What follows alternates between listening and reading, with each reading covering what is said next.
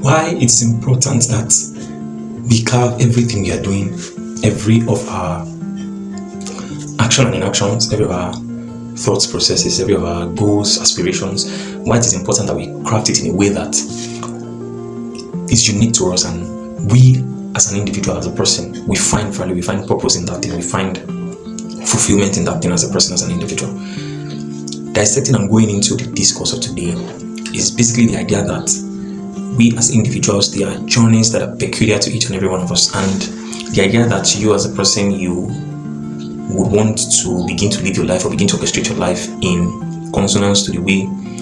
your neighbor, somebody you look up to, your guardian, your friend, anybody at all closest to you, orchestrating your life, orchestrating your way of living, standard of living to suit somebody that is much more closest to you, it's indeed not one of the best ways to begin to live, as we are individual and unique in our differences, and that alone signifies that we hold something substantial, something valuable, something that can be replicated, something that you can't easily find a replacement for. Why am I delving into this topic? I'm delving into it because the influx of information, the multitude of information that we have at our disposal today can make us easily get swayed and easily get confused, for the lack of a better word, in the idea that you as a person, you would want to be like somebody else because you can see for yourself that the person is achieving a certain level of results which you desire to achieve, or because you see somebody is going for a particular goal, a particular objective that you aspire to achieve in the long run. This kind of approach, this kind of methodology can make us, even if having struggled our way in, gotten into that zone, begin to pursue that same goal, that same objective.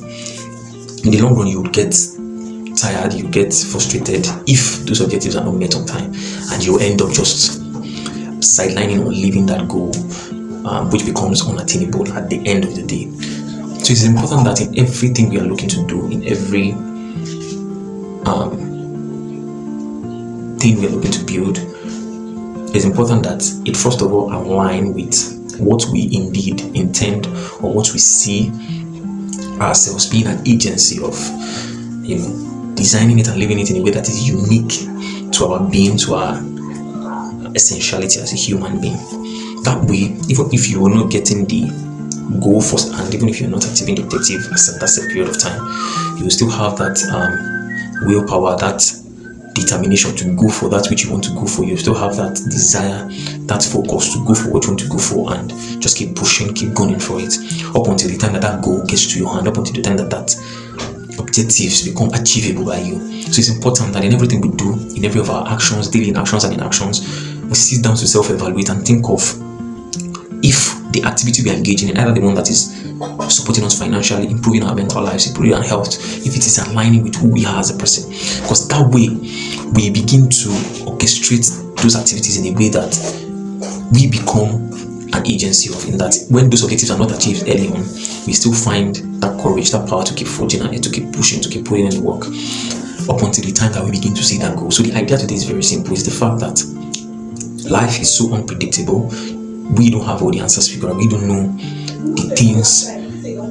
that we want to achieve. We don't know whether or not we will achieve it or not. Those answers are unclear. And the best approach, or the thing that we can contrast at the moment as somebody just starting out, is our ability to self-identify what is unique to us. This can be based off of our experiences. This can be based off of where we are as a person. So whether it's we want to improve financially, we want to improve economically, we want to improve health-wise, mentally, what is the best approach to this thing that is deeply ingrained in my being, that's aligned to me, who I am as a person? And having determined that, then you begin to orchestrate and curate the day-to-day operations around that, the day-to-day things you begin to do around that. In that, once those activities are not achieved as at a set time or on time, you still find that willpower, because you know this thing is part of you, it's part of who you are. It's not easy to let go, to just tune it out like that, because you see the bigger vision, you see the bigger goal, you see the bigger objectives. So this is what I thought to share today, the idea that we as individuals, we are unique in our way, in our method of thinking, method of understanding, how we react to things, how we approach to things. And in anything we are looking to build, in any change we're looking to make in the world, it's important that this change is aligned with who we are, with our being. It's us as an individual, as a person, and how we can begin to orchestrate the goal, the activities in ways that will enable us become much better, become somebody of purpose, somebody of higher calling in the long run. So guys, let me hear your thoughts, let me hear your opinion on this. Why do you think it's important that in every goal, in every activities we are creating, it is aligning with who we are? Because that's the only way we can sustain the period when nothing is happening, where we are not seeing change at the moment, up until the time that we begin to see change, we begin to now achieve what we've set out to achieve in the first place. Until the next one, see you in another video. Bye.